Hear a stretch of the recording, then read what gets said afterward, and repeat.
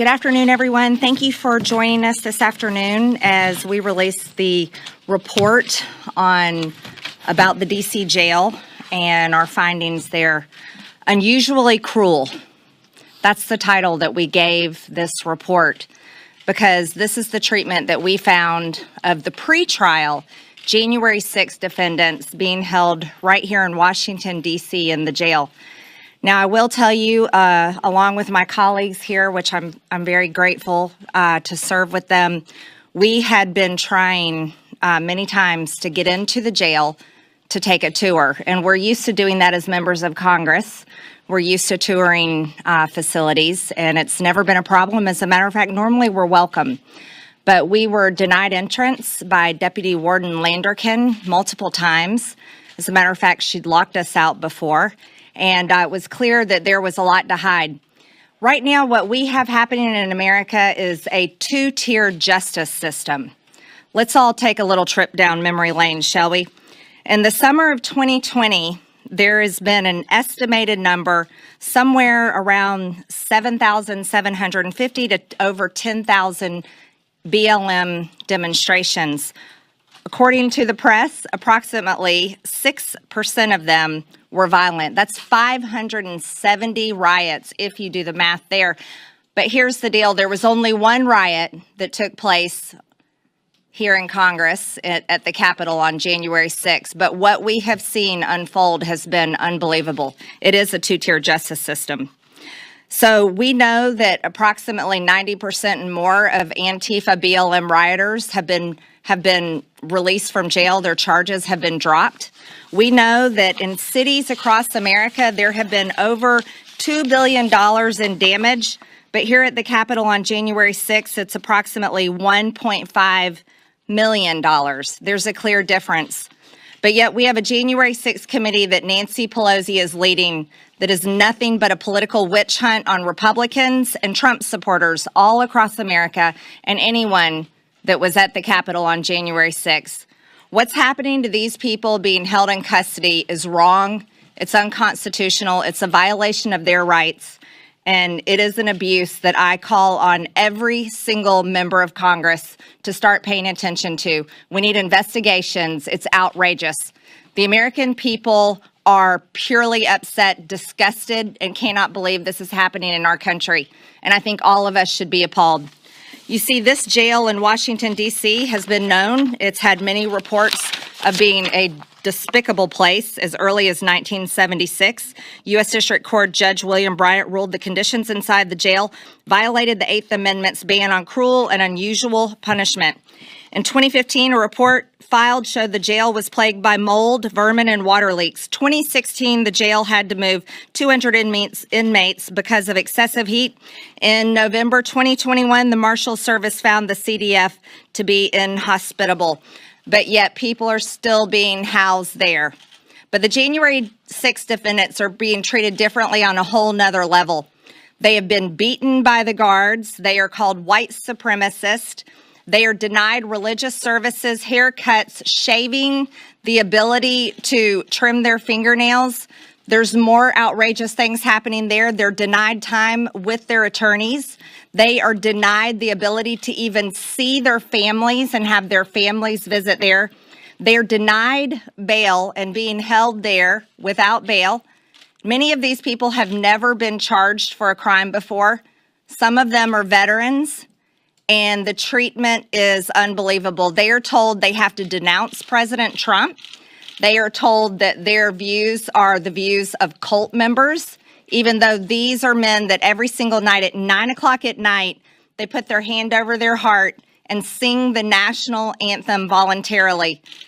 Imagine a group of men being held in jail with no idea of when they're going to go to court, no ability to bail out, no ability to see their family, being mistreated and abused worse than we treat terrorists at Gitmo, yet they have their hand over their heart every night at 9 o'clock and sing the national anthem.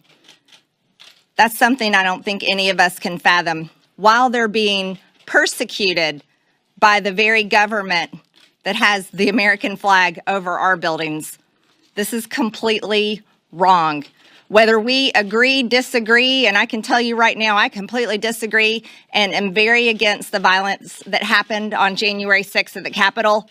We should all disagree with how these people are being treated. This is completely unacceptable. And as Americans, this should go beyond political boundaries, and we should all come together and declare that this is wrong and call for it to stop. We never want to have those in power to be able to wield their power against people they politically disagree with, especially in a time where we saw political riots all over the country, and the people that committed those riots, not only most of them have been let off of their charges, but many of them were never mistreated like this. I also want to explain something to you all. The Democrat platform, Act Blue, raised money for BLM, a lot of money. And BLM brought in millions and millions of dollars. But it was BLM violence and riots that were out of control. Many of these were peaceful demonstrations, but the riots that got out of control, those were assaults and violence on private property and private citizens. But yet here we see nothing day in and day out in the news. It's all about the Capitol riot. Congress only cares about itself. It clearly demonstrates to the American people. It does not care about your business that got burned down. It doesn't care about the job you lost. Congress doesn't care about your city or community that was devastated by violence. They don't care about you taxpayers that have to pay to fix and mend, and they don't care about the person that assaulted you, looted your store, or hurt you in this violence. They don't care about any of that. They only care about themselves. And they're willing to use the Department of Justice, the FBI, the prisons, the jails, the guards, and any means possible to make sure that you never mess with them again. This is wrong. It's unusually cruel. Now, I'd like to hand over this time to Congressman Gohmert. Congressman Gohmert was the only member of Congress that was able to tour the jail with me that day because I was only given a little over 15 minutes notice in time to get there that I was going to be allowed to get in. So at this time, I'd like for you to hear from Congressman Gohmert. Thank you. Thank you. I thank my friend from Florida. It's been nearly a year has passed since the treatment of political prisoners held in detention facilities in Washington, D.C. in relation to the events on January 6th, and it is appalling. The physical conditions described by my friends of these inmates can only be described as inhumane. Lacking access to their attorneys, to evidence, families, and even proper nutrition, these inmates are suffering disproportionately from long periods of isolation from the outside world. Many inmates continue to describe harrowing stories of being held in confinement for 19 to 20 hours a day and only being allowed outside for a mere 2 days a week. They are being denied the right to attend chapel and a religious service. They aren't even allowed communion. Many have described having to burn their hair by utilizing harsh chemicals to even trim. Others have no access to toilets. And many share horrible stories of lacking adequate medical treatment. Those have been shared by my colleagues. These are not hardened thugs, murderers, or gang members with long histories of crimes. These are not unruly or dangerous, violent criminals. These are dads, brothers, veterans, teachers. All political prisoners who continue to be persecuted endure the pain of unjust suffering. I have repeatedly called for all individuals arrested for illegal acts on January 6 to be treated fairly. They are deserving of equal justice under the law. They certainly deserve to be treated fairly and equally to other rioters arrested at other events that took place across this country in 2020.